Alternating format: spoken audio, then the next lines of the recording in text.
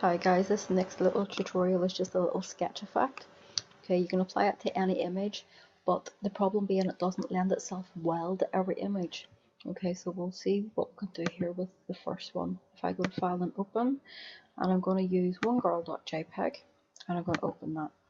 So for this sketch effect, we're going to start off with desaturating our image to make it a mock black and white, and we're going to do that through Image, Adjustments, and Desaturate. We're not worrying too much about the level of desaturation, but you will see that will go to black and white.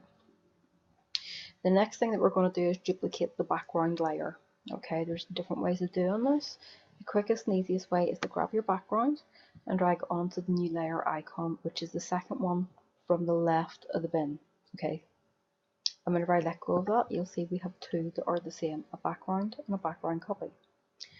Always working off the top copy here, we're going to invert the colors, so it's going to look like a black and white negative. So if we do Image, Adjustments, and Invert, and you'll see there it goes to the opposite spectrum. It's looking good so far. The next little bit may freak you out slightly because you'll think that you've lost your work, but really you haven't. On that top copy, we're going to go from normal and we're going to ask for color dodge.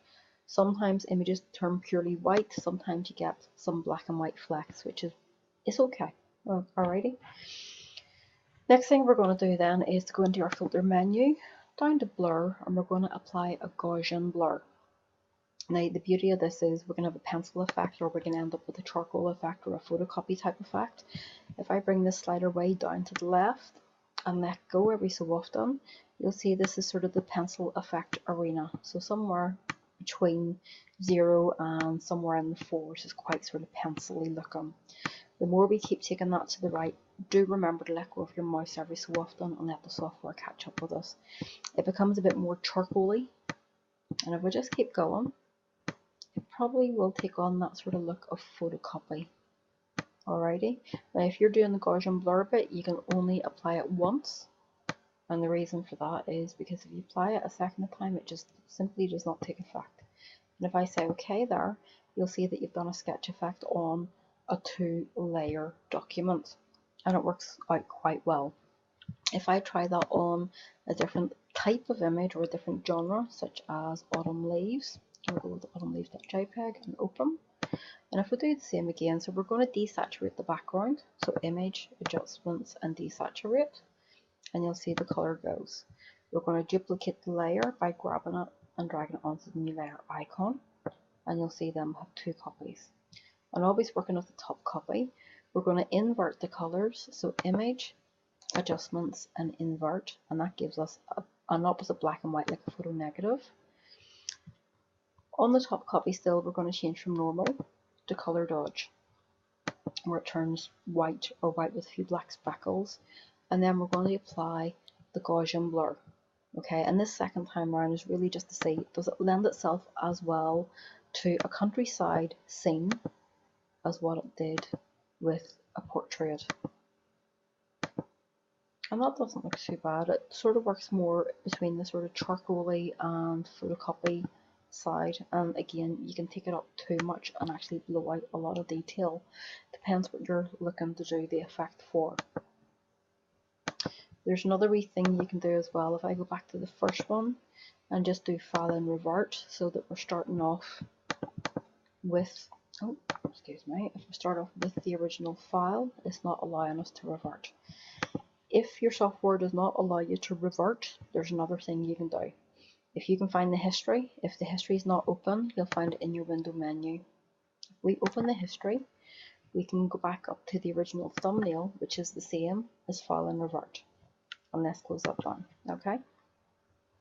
So this time we're going to run through it again, but instead of ending up with a black and white sketch effect, we're going to skip the desaturate step. So we're going to have a color item and see what the variation could be on this. Okay, so at this stage we would have been desaturating. We're skipping that. We're going straight on to grab the layer and drag it onto the new layer icon to duplicate it. And again, you see 2 copies. On the top copy, again, we're going to invert the colors, and you'll get this time a negative of a color image.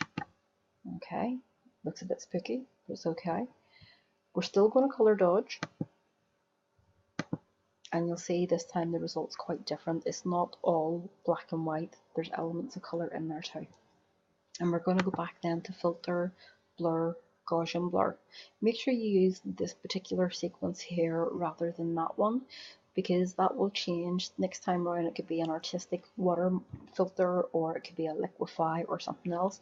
This is the last thing that you did under filters, and it'll give you exactly the same settings as before, which will not always lend itself to what you're trying to do.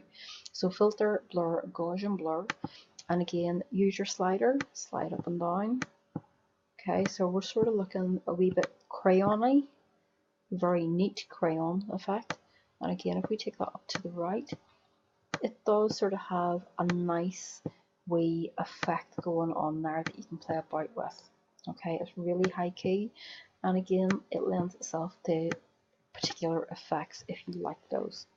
Just bear in mind, 2 layers, if you go to save that, is going to be a PSD, and if you're finished and this is going to be your print copy, remember to save it out as a JPEG. Remember to keep the quality as a 12, and also remember to give it a unique file name where you don't overwrite the original image. Thanks guys.